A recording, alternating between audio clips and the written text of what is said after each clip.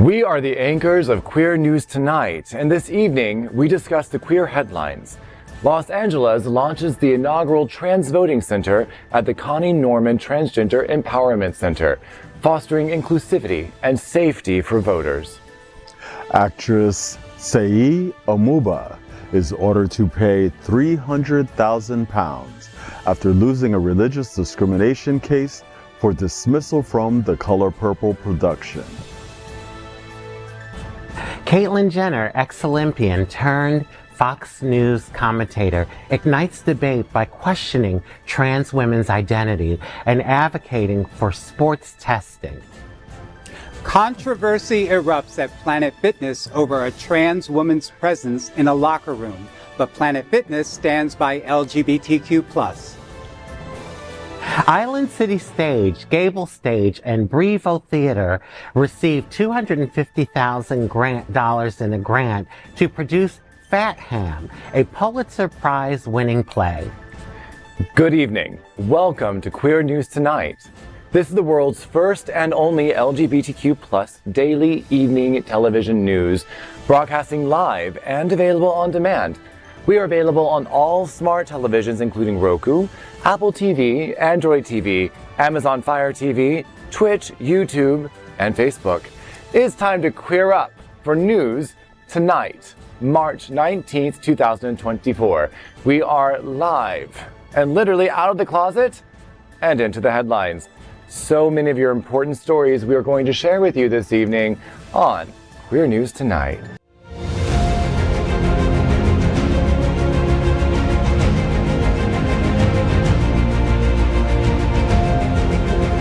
This is the world's first live daily LGBTQ evening news show, literally out of the closet and into the headlines on Queer News Tonight. This is the world's first and only unedited live LGBTQ+ evening news show.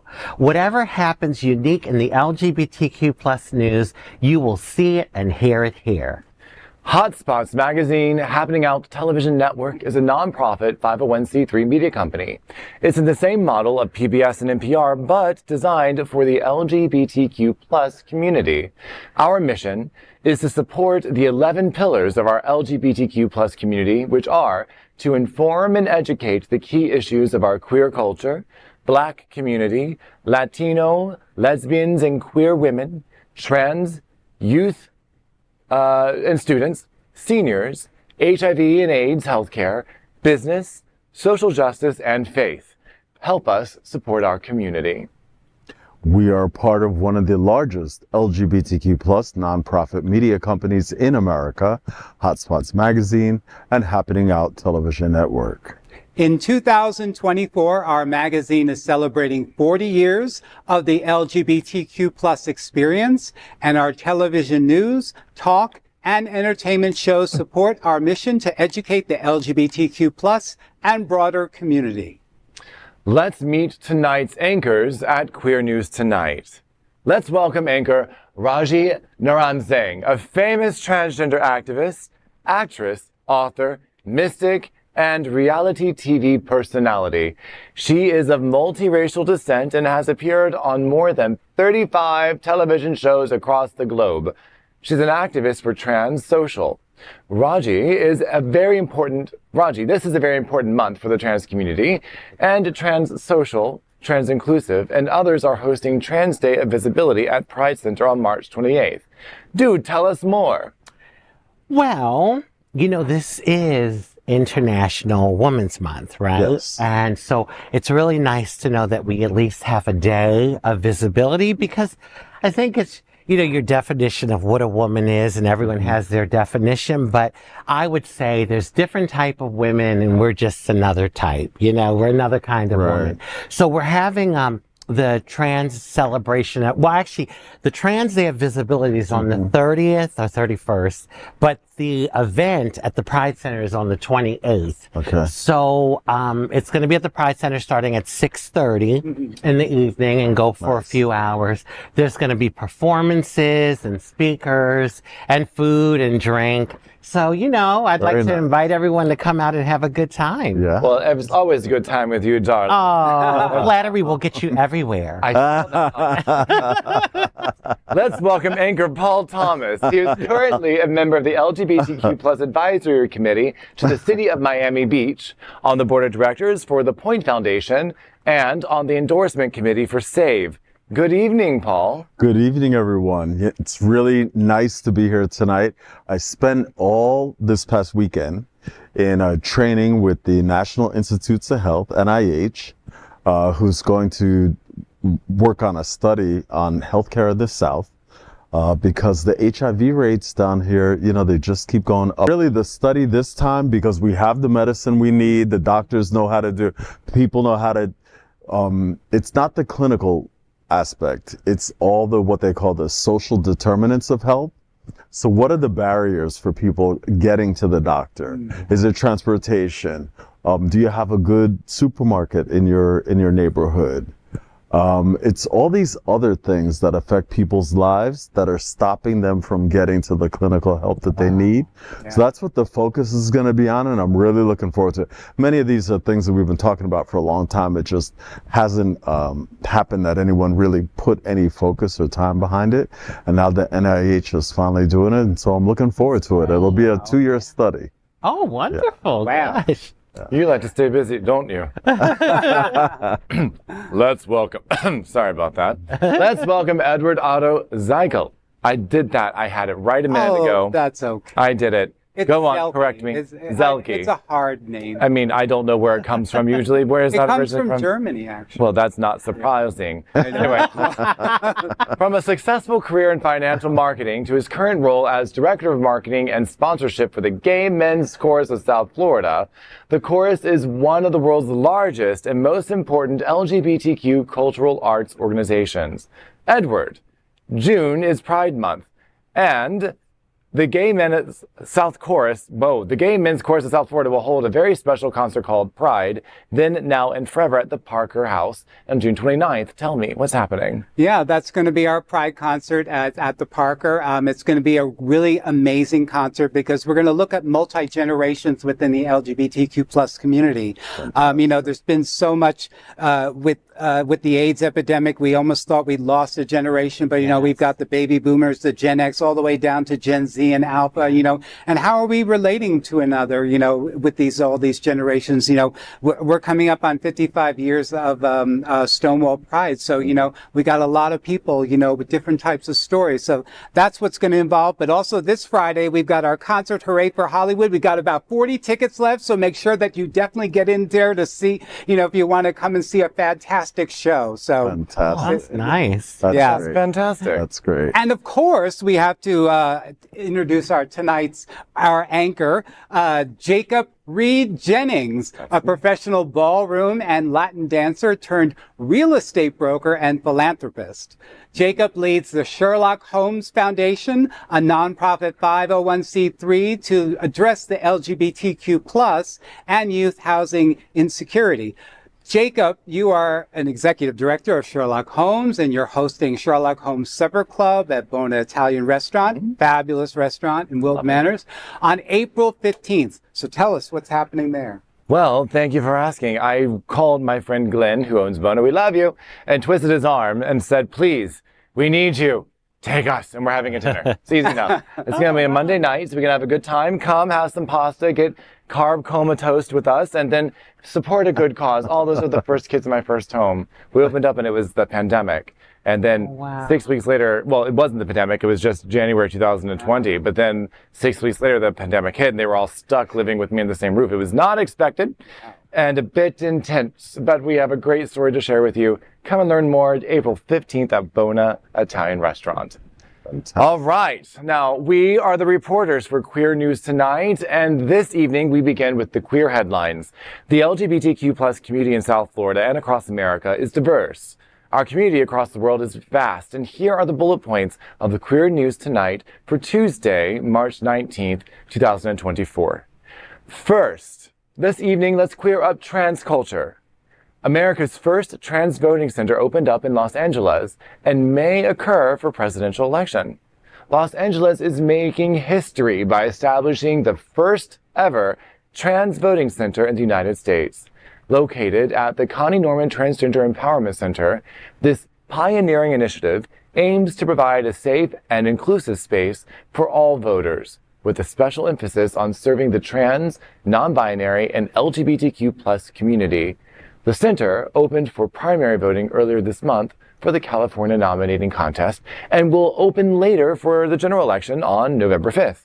It will facilitate voting and will also offer essential resources, training, support, and medical services for transgender individuals. With the upcoming presidential election, it's crucial for the LGBTQ+ community to make their voices heard. Whoopi Goldberg has voiced worries about the possibility of Donald Trump winning a second term. On a recent episode of The View, Goldberg and her co-hosts discussed concerns about young voters might abstain from voting for Joe Biden or not vote at all to protest America's support of Israel in its conflict with the Palestine war. Goldberg urged voters to cast their votes regardless, emphasizing the importance of preventing Trump's re-election. Activists noted how difficult in-person voting can be for members of the trans community, with stigma and the pressure from Trump and ultra-conservative voters. I think this is wonderful that we are trying to create safe places for people to go and vote. I also worry that also makes us a target, putting it in one place, saying, oh, we're going to be here on this day. Right. So I hope they have extra protection, security there. And I hope that no matter how you identify, you take the time to educate yourself on the issues that are facing our country, and you vote like a citizen, not like a political, not like you have to subscribe to either political party. Don't forget, the ability to make up your own mind, whether it's for a Republican, Democrat, or independent presidential candidate, is what makes you the most patriotic. You do not have to take anyone's side if you want to make up your own mind. Yeah. Wow. Well, the security issue would be a concern for me too, but hopefully they have that taken care of.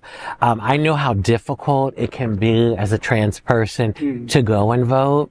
I have always exercised my right to vote from 18 years old when I was a feminine gay boy, very androgynous, walking into the polls to vote because I know that there was a time that many people could not vote. We didn't have the right to vote and people fought for that right. So I do realize the importance of it.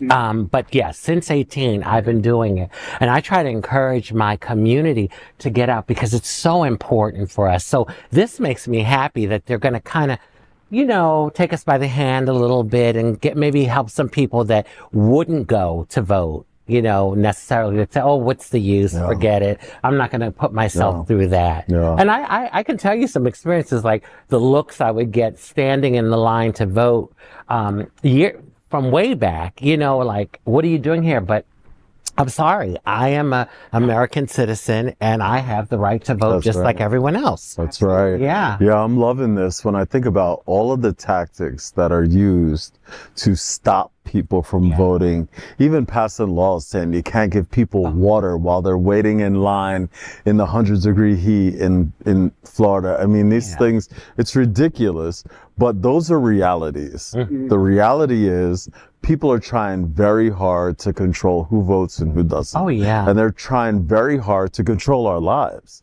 And there is no freedom when we don't get to exercise our right to vote, right?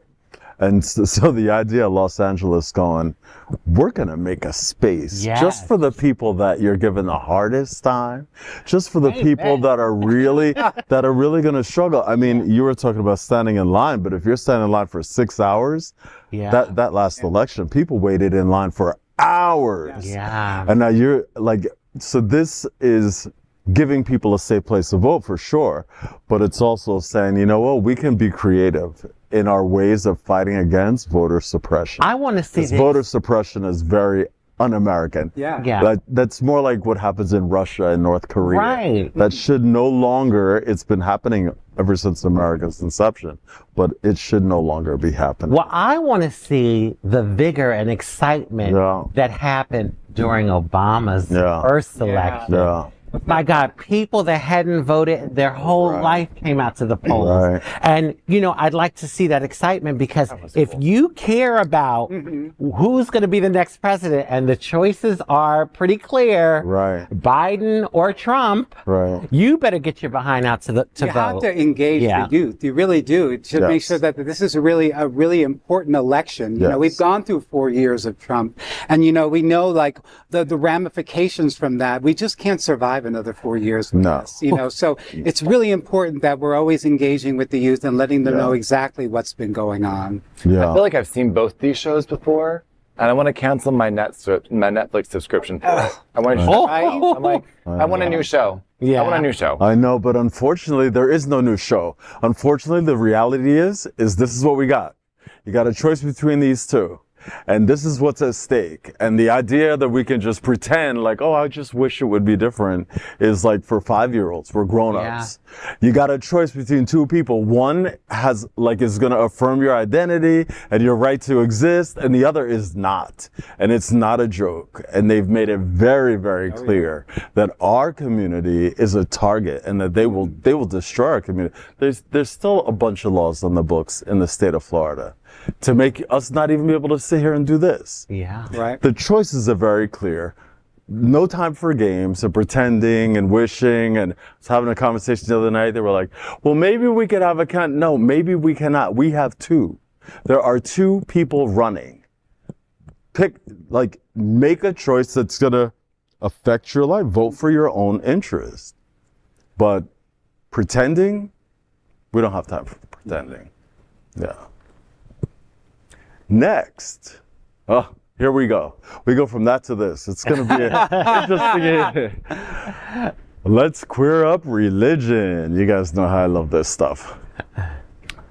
Christian actress playing Celie in Color Purple loses 5-year court battle on anti-LGBTQ+ comments.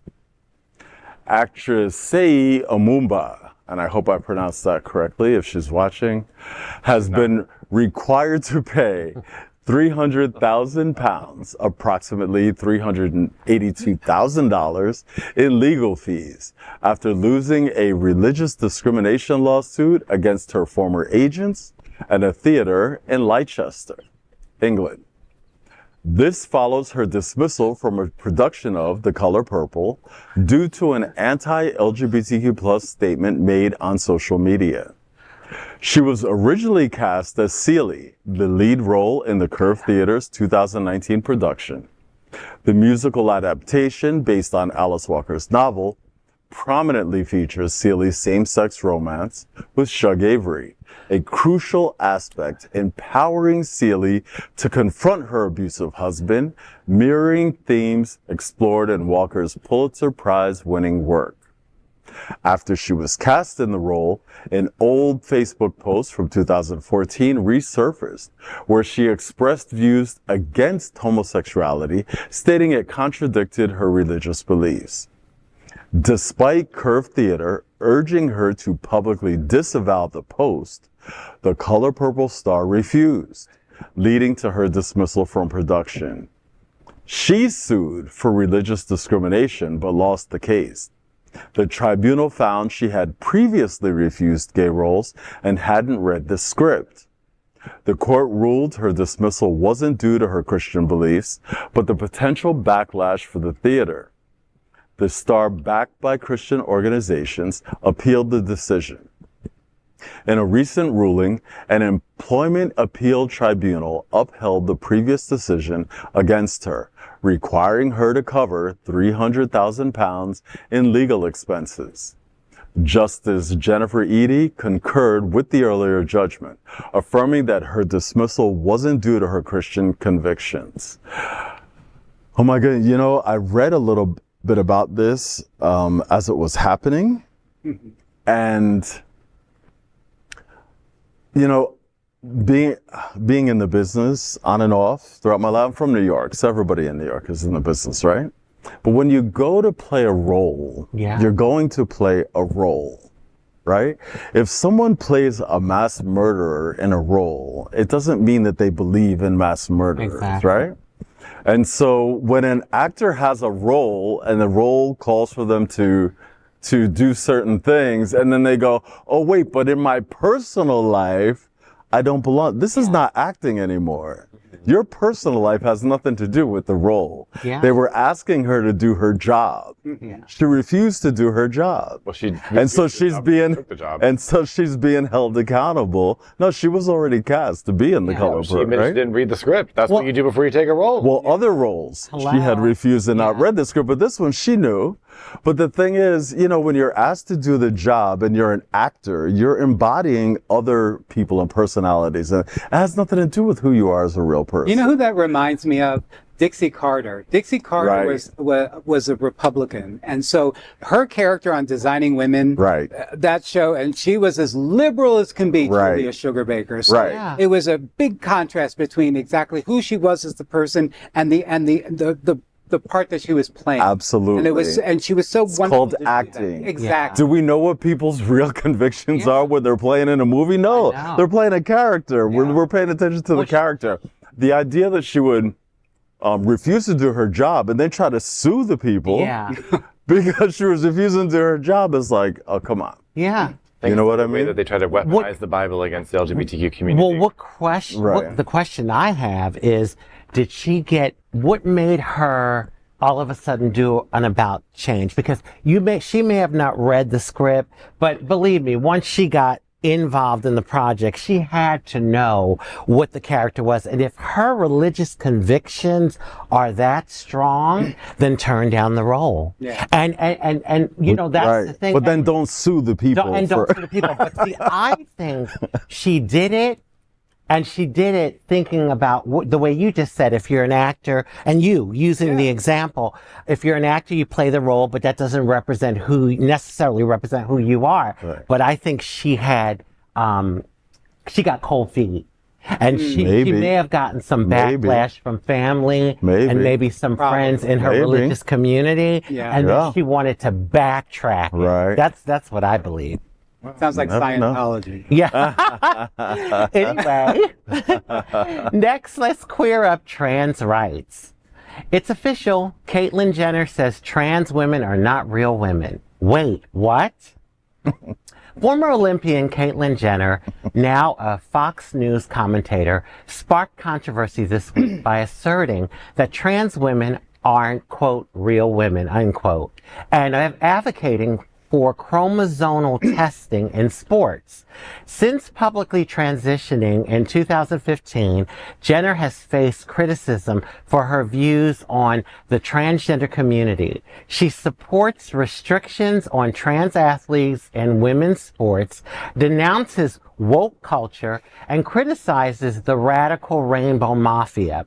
In a joint feature with ex-Olympian Sharon Davies in The Telegraph, they reminisced about their Olympic careers and discussed mandatory sex tests for athletes. Davies recalled a simple sex screening card in 1976. She said, quote, I have a little card from 76 that was a sex screen.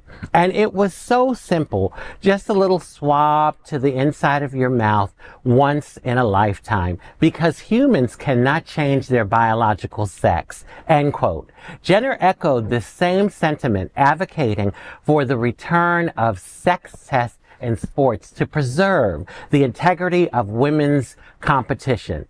Despite her stance, Jenner did acknowledge a disagreement within the transgender community. She reflected on her own identity, recognizing her transgender status, while acknowledging her genetic makeup. Meanwhile, Jenner prepares to launch a podcast with ex-son-in-law Lamar Odom named Keeping Up with Sports. The podcast aims to offer a unique perspective on athletics. Sugar Ray Leonard is set to be the first guest on the show. Well, this is a very, very controversial topic in our community. It really is. I know what I am. Okay, I know the lane that I am, and I will never be a cisgendered woman. I'll never be that. Right. I am a transgender woman. Right. And I know my lane. I'm not delusional. I know what I am. Right. My thing is, well, first of all, I got to say this too about Caitlyn. To me, she's a trans woman, but in her mind, she's still a white Republican man. Like the way she thinks. Right. It really, I mean, that's like how I see her a lot of times when because to be a part of our community, you, I think, need to be a little more open in your mentality. And she has stuck to her conservative. Now, I'm not saying you can't be conservative, but I just think that she didn't have the struggle that a lot of us trans women had when a lot of us were rubbing two nickels together to live our truth. And maybe because of that, her not having the struggle, she isn't really able to like completely relate to the community. Now, in regards to sports, you all might be a little surprised as to what I'm going to say. You agree with her? I kind of agree with her. Now, this is the thing. We trans women, I think oftentimes we're not as strong as like men, genetic men, but we're probably a little stronger than genetic females. Like, you know, if you were going to like do an average out, the ideal thing to me would be for us to have our own leagues. But unfortunately, it's not enough of us to do that. But that would be the ideal thing, because then there would be no question, you know, we could play amongst each other. Like, you know, how women had to create their own leagues. They couldn't play with the men. So that would be, and I know it would be kind of, some people would think that it would be segregating a little, but sometimes I feel like you have to create your own to really make it happen. Now, I'll use an example. Jazz Jennings, right? Someone like Jazz Jennings, I think that it's a fair playing field. She could play with the women and it would be pretty much a fair field. But then I can't remember the athlete at Penn State, the swimmer, that, you know, when she was on the men's team, she placed like really, really low. In numbers. When she got on the women's team, she was number one. No, she won one race. She lost most of her races. Oh, she did? Most of her races. Most of her races. Okay. She just happened to win one. Oh, I just knew about that. No, the women beat her all the time. They did. Well, then what is, okay, so then, all right. We talk about this a lot. I like an adjunct at Barry University for sports management. People who want their sports management degree, their masters. We discuss this issue all the time. And what is like the consensus? Most of the young people are like, we don't care. Like, we don't care at all. I personally, being an athlete, I was a tennis player. We play mixed doubles in tennis. The guys hit against the girls all the time. It's a guy and a girl against a guy and a girl. And nobody says you can't be there. When I was in high school, there was a girl who was really good. She played number one on the boys team. She beat all the boys. She went undefeated, right? Because she was better than them. Because a lot of times in sports, it comes down to skill. It doesn't always come down to brute strength. So one thing I think is it depends on the sport. Now, if it's weightlifting, that may be a brute strength kind of a thing. But most sports, it takes a lot of skill. No matter what kind of a man you are, you're not going to beat the number one tennis female playing right now. And most men on the planet will not, right? Last week, a young woman now has the basketball score title. Right? She beat a title that a man held for the last 40 years, and now it's a woman that has scored the most points in professional basketball because it's about the skill, right? And so I think that a lot of times, just because at this point in history, we're really, really, really trying to harm the transgender community and make them kind of the evil for all things. I don't think it's that serious. Wow. I think that we can have open tournaments as an example. So when you go to show up, you can play in the open. When you play in the open, you play against everybody. Think of it like when you run the marathon. When you run the marathon, everybody runs on the same road. You don't know who's who, and it doesn't matter. Whatever your time is when you cross the finish line is what your time is. And it doesn't matter who's running, right? Whether they're male or female or trans or anything. So I think we have room to really explore. I think we're going to follow the science. I think in 1976, whatever that swab was in 76, our science has come a long way since then. We've learned a lot since then. And I think medical science is erring on the side of everyone can play. Because most sports, it's based on skill. Now, like I said, there may be a couple of sports where you're like, okay, there may be an advantage. But then if you're going to do that for trans, you have to also do that for other genetic anomalies, like that super great male swimmer. Remember that guy who won all the Olympic medals? Michael Phelps. Yeah. When they tested him genetically, he had a genetic marker that was off that made his arms really, really long. And made his feet really, really, and genetically he was really predisposed to be a frog, to be a so it's like, well, then should he not get to participate because he has a genetic advantage over most swimmers? I mean, where are we going to draw this line? Yeah, and do you remember the South African runner, who was very quote unquote male looking, and they tested her to make sure that she wasn't male. So they took her medals away. Yeah, they did, because she's intersex. Yes. And so the thing is, I think a lot of it is really overblown. I think everybody needs to play. I think that outside of, very, very specific cases, it really shouldn't be an issue. We should just let people play. You know what? We need you, dear Lord. We need you to advocate for us when it comes to sports. I mean, I didn't even look. You really broke it down, and I'm a trans person, and you broke it down for me. Yeah. Well, so I mean, I was always terrible at sports, so don't even get me involved in this conversation. It just never happened. I would have thought something totally different. I know. I give a football away. I used to be Don't feel bad. I wanted to be the cheerleader when the boys were playing football in the neighborhood.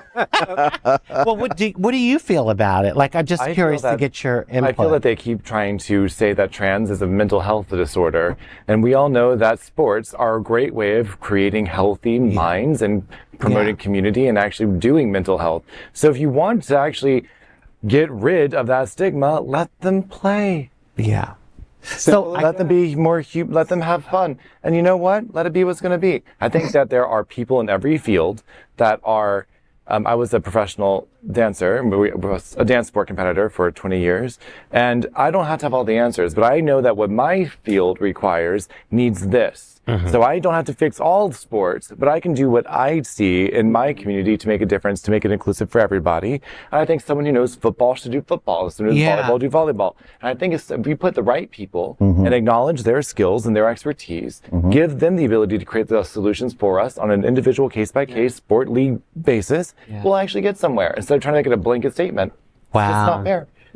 So what I'm getting is that there's just another way to use discrimination against. I think we were to create leagues that were inclusive, but if we stopped waiting for other leagues to include us and create leagues that included them, we'd have a much more progressive. Exactly. Well, like open sports. Well, I was saying to a girlfriend, if we could have done that, she was actually trying to do the trans leagues. It would have been some good money, because I think people would have just tuned in. Even if they were against us, they would have tuned in to see us play. You know, it could have been, it could have been interesting. Anyway, let's let's clear up trans rights. Planet Fitness stands by member band who took trans woman photo in locker room. In a controversial move, Planet Fitness has drawn criticism for its response to a recent incident involving a transgender woman in one of its locker rooms. The incident unfolded at a gym in Alaska, where Patricia Silva raised concerns after allegedly encountering a trans woman shaving in the female locker room. Silva reportedly took a photo of the individual and confronted them, insisting that they shouldn't be in the same changing area. In a Facebook video, Silva repeatedly misgendered the person, sparking outrage online. Planet Fitness defended its inclusive policies but revoked Silva's membership for violating locker room photo rules. Despite Silva's insistence, the gym emphasized that the discomfort of gym members isn't a valid reason to deny access. In its statement to Daily Mail, Planet Fitness said, quote, "As the home of the judgment-free zone, Planet Fitness is committed to creating an inclusive environment." This isn't the first time Planet Fitness has faced controversy over locker room issues. In 2019, a man threatened violence against a transgender woman in the female changing rooms of Planet Fitness in New Hampshire. Consequently, the transgender woman obtained a restraining order against him, prohibiting any contact and requiring him to stay at least 200 feet away from her at the gym premises. Good. But, it's just so ridiculous that we're still, debating this. I remember growing up, I was in the theater growing up, and, we would be in the backstage in the green rooms, and we'd all be getting changed right in front of one another. And it never, I never would have thought to I was more about getting into the role and getting on stage and stuff. I was doing my job. I was doing my own thing. So, why are you bothered with other people and what they're doing in the locker room? I mean, you got to question, exactly what is your motive for peering around and looking what other people are doing. Well, don't women shave? I sometimes might shave in the bathroom. I see people do all kinds of shaving, all kinds of things in the among other That's things. a good point. And not like you said, not my business. Yeah. I handle my business. I keep it moving. Yeah, I think it's just another excuse for people to discriminate. But I'll tell you all, I try to avoid when I'm out, even if I have to go to the bathroom, I try to avoid even using the public restroom. See? And I know I don't have to anymore, but I think it's so instilled in me. And I think, is it really worth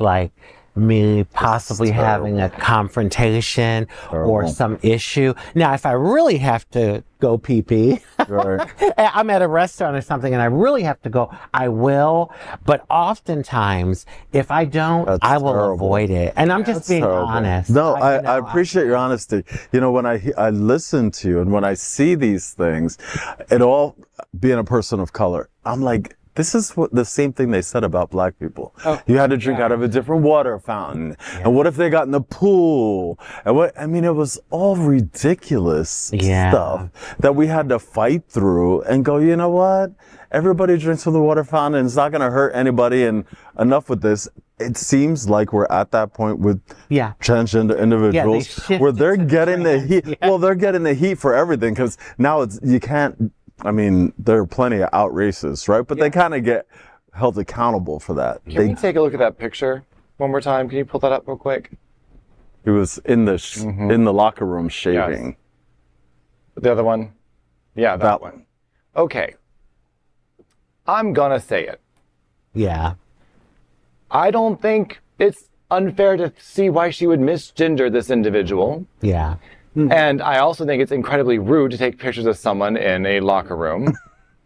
I also understand where she is concerned. Now, as you were saying, what you're talking about is street smarts. You don't put yourself in danger unnecessarily. Yeah. Because you understand you're part of the vulnerable population. Yeah. That individual is very early on in their transition. Exactly. And therefore, they need to learn how to navigate their environment without causing unnecessary attention, unwarranted attention. That's a very good point. So I can see her point. I understand where she's coming from. I understand where the other individual I can see both sides of this. And frankly, I think they could both have handled this thing a lot classier. Yeah. You just need to understand that wherever you are in your transition, it's an individual journey. It really is. And there is no safe way to navigate. There's no easy way to navigate it. And that I sympathize, and there's no way I can completely relate to. But I just hope that you do things that put you in a place where you can be safe. And doing that in a public environment when you're that early on in your transition, I think could show poor judgment. Well, listen, I got to share this quick funny story. So when I was transitioning, to your point, I continued to use the men's room because I just didn't think I was far enough along to use the ladies' room. One day I'm in the men's room and I'm washing my hands and a guy walks in and he looks and he's like, "Oh, I'm sorry, ma'am." And he starts backing out and he's looking at the door and it's saying men's. And that was the moment I knew that it was time for me to stop using the men's room. You crossed over. I had crossed over because he was like, "Oh, I'm sorry." And so then I said, "Okay, now it's probably okay." Do you guys remember a TV show called Ally McBeal? Yeah. We recreated Ally McBeal at my job in the 90s in New York City, and we decided we were going to have a gender inclusive bathrooms, right? Everybody walked into the same door and the guys went to the left and the girls went to the right, but we were all in that same general space. And in New York City, in the clubs and the restaurants, you go in and out and everybody's in the bathroom, right? And nobody even cares. That's why some of these things, I'm like, aren't we beyond that? Yeah. But anyway, we tried it.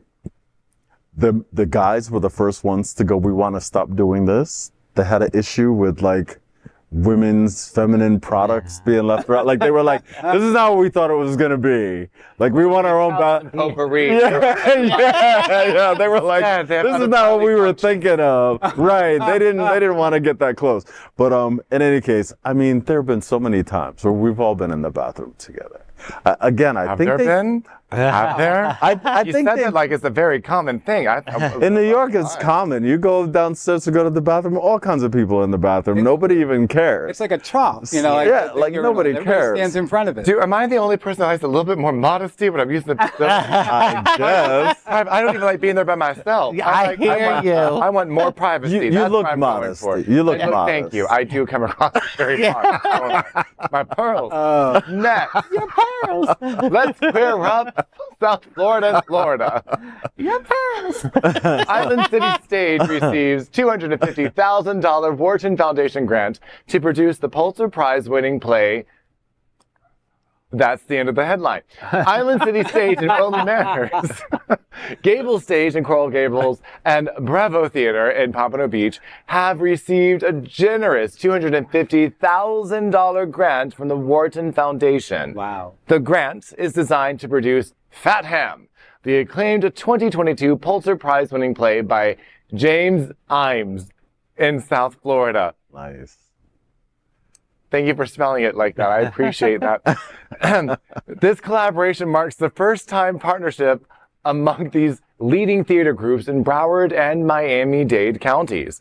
The Warten Foundation, established in the memory of Frederick Warten, advocates for social justice and LGBTQ+ rights while supporting arts and education excellence. Island City Stage, founded in 2012, shares diverse LGBTQ+ narratives. Gables Stage, running since 1979, is honored with numerous awards, while Bravo Theater is known for uplifting young Black artists and fostering community through impactful storytelling. Fat Ham offers a fresh take on Shakespeare's Hamlet, delving into themes of identity, race, and family dynamics. The grant aims to support the full realization of the production across 2 theaters and attract new audiences. Clifford J. Sideco, chairman of the Warten Foundation, expressed enthusiasm for funding this historic collaboration, emphasizing its potential to promote diversity, equity, and inclusion through the transformative power of live theater.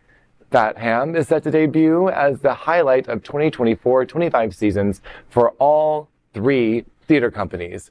Starting its inaugural run at Island City Theater Stage in 2025 May, the play will transition to Gables Stage, and further updates on casting, production, details, and a full lineup of plays, programs, and pricing for each theater's 2024-25 season will be announced in the upcoming weeks. Get more information by visiting each theater, including islandcitystage.com. Thank you for periods and punctuation. They really do go a long way. I love Fat Ham, actually. I don't know if you've read parts of it. I'm actually excited to see this being done down here in South Florida. Who says we don't have any culture? We now have it at the same culture in three theaters to support it. It's great. What do you think so far? Are you a Hamlet fan, theater? I love Hamlet. I haven't seen Fat Ham. I'm curious. I'd love to check it out. I'm glad it's here. It sounds like it's something new and different and something, to experience. What would Lean Ham be like, I wonder? Lean Ham? It's like a skinny, version. South Florida has never really had that whole theater culture, so I think it's really good. And, to support the arts is a very important thing. Absolutely. And so, period, across the board, no matter whether you're LGBTQ or not. But I'm happy that the LGBTQ theaters are getting the support to do more productions. And maybe it will have more people come out and participate in the culture of theater, and also give some local actors, LGBTQ actors, more of an opportunity. Exactly. Yeah. That's what it's about. Absolutely. It's about, showcasing the talent here in South Florida too. It's so wonderful to see the foundations like the Warten Foundation, giving this grant money to Island City Stage, which is very well deserved. They're one of the best theater companies that are really run well. Marty and Andy are fantastic there, and the Warten Foundation, they do such great charity work with in terms of giving to other LGBTQ plus organizations, including the Gay Men's Chorus of South Florida. So it's wonderful to see that there's a lot of people investing, in arts and culture, in the area. Are you going to audition? Me, no. I got my own full-time job with the chorus, so Your hands are full. my hands are completely full. Well, and let's face it, our LGBTQ community, we are a very talented and creative community. A lot of us, we have creativity in many different ways. I mean, we are the theater district. Yes, pretty much. In New York, I'm like, I didn't even know We bring the drama. It's funny, people they're like, you're not dramatic, you're theatrical. Yeah. That's how you know. Play it well, nice. All right. So next, we are proud of our special partnership with Sunshine Cathedral, the world's largest queer church here in Fort Lauderdale. Supporting that partnership, we are broadcasting from our permanent set here at Sunshine Cathedral at the Happening Out Television Studios. We broadcast Sunshine Cathedral Sundays international services at 10:30 a.m.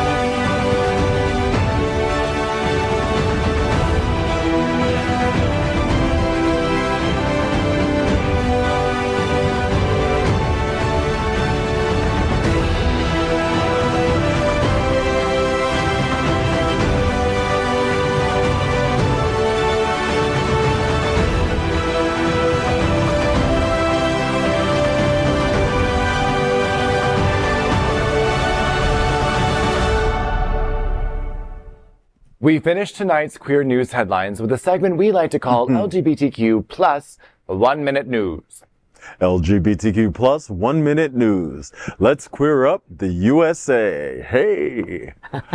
Southern states push forward to end legal recognition that trans people exist. Anti-transgender legislation has slowed down in many states, but a new trend is emerging in the Gulf South. Louisiana, Mississippi, and Alabama are pushing bills that could erase legal recognition for transgender people. These bills, called the Women's Bill of Rights, redefine sex to exclude transgender individuals. They threaten rights like updating birth certificates and using the right bathroom. However, critics argue these bills don't protect women's rights either. They don't address issues like birth control, equal pay, or violence against women. Instead, they focus on limiting transgender rights by defining sex solely based on reproductive capabilities. LGBTQ plus 1 minute news. Let's queer up trans rights. Cayne takes on transphobic laws with hilarious Diaper dolls SNL-like commercial. Entertainment pioneer Cayne and Dana Davis combat legislative attack on the LGBTQ plus community with their new production company, Mary It's Mary Productions, embracing the term Mary that was used once as an anti-gay slur. The duo aims to reclaim it through positivity and humor in trans-centric storytelling. Their upcoming project, Diaper Dolls, is a satire on anti-trans bathroom bills, particularly targeting Florida's legislation. Diaper Dolls is coming out on March 31st, Trans Day of Visibility. It is an SNL spoof on anti-trans lives. The duo is also working on a film called Chasers. Other Mary It's Mary productions include a reality show called Doctor's Orders, It's Sickening, and a documentary called Wilton Wins, both about LGBTQ plus life in Wilton Manors, Florida. LGBTQ plus 1 minute news. Let's queer up entertainment. Zane Phillips could play live-action Hercules. Look why. Actor Zane Phillips, expressed enthusiasm about the prospect of playing Hercules in Disney's live-action remake at the 35th Annual GLAAD Media Awards. When questioned about fan speculation, Phillips responded positively, saying, I would love to do it, end quote. With Disney's recent trend of remaking animated classics, including The Lion King and Aladdin, fans are eager to see if Hercules will be next. Phillips' willingness to take on the role has sparked excitement among supporters, raising hopes for a dynamic and captivating portrayal of the iconic character. LGBTQ plus 1 minute news. Let's queer up drag culture. Drag Race and We're Here star Shangela is facing many new sexual assault allegations. Shangela, a well-known drag queen and actor from RuPaul's Drag Race and We're Here, faces multiple sexual assault allegations. Rolling Stone reports 4 individuals claim Shangela, also known as Darius Jeremy Pierce, sexually assaulted them or tried to assault them while they were intoxicated. Another alleges an attempted assault in a bathroom closet. Pierce has denied all allegations, while he is also facing a civil lawsuit for allegedly raping a production assistant on We're Here. Some of the accusations are from young queer individuals seeking support and mentorship within the drag community. Pierce's lawyer, Andrew Bretler, has dismissed the claims, saying they lack reliable evidence. LGBTQ plus 1 minute news. Let's queer up gay culture. One magical weekend at Red Party at Disney Springs World brings LGBTQ party to Walt Disney. Experience the magic of one magical weekend 2024 at Disney World Resorts. Join the global LGBTQ plus community for an extraordinary event featuring thrilling DJ performances, exclusive parties, and vibrant celebrations. From May 30th until June 3rd, enjoy 3 therapy pool parties, 3 Pride Festival parties, and 3 Cadabra after-hour parties. Dance to the beats of renowned DJs like DJ Paulo, Ana Flora, and more. Main weekend party passes start at $185, including access to Riptide, Red Volume 7, #Buccaneer, and Pride Ball. Don't miss this enchanting celebration where magic meets music and joy fills the air. Visit onemagicalweekend.com for details. That is today's news for the LGBTQ plus community on the world's first and only daily LGBTQ plus evening news show. If our community is important to you, then share this news with your friends and family. You are like most of America, part of a very large television audience watching the show live, as we share LGBTQ news broadcasting right now on your Roku, Apple TV, Android TV, Firefox, Amazon, and other TVs. Queer News Tonight is the only live LGBTQ plus digital television show in the world that is out of the closet and into the headlines. We need your support. If our community is to grow, we must tell our stories and bring them to the attention of the broader world. This is the only place in the world that tells these types of LGBTQ plus stories in motion and sound. That is the passion of Hotspots Magazine, Happening Out Television Network, and Queer News Tonight. I'm your anchor, Jacob Reide Jennings, and on behalf of these LGBTQ plus reporters, the anchors of Queer News Tonight, including Rajee Narine-Singh, Paul Thomas, and Edward Otto Zielke. Got it. Yes, we will see you daily at 8 p.m. To our LGBTQ plus world, we wish you Good good night. Bye.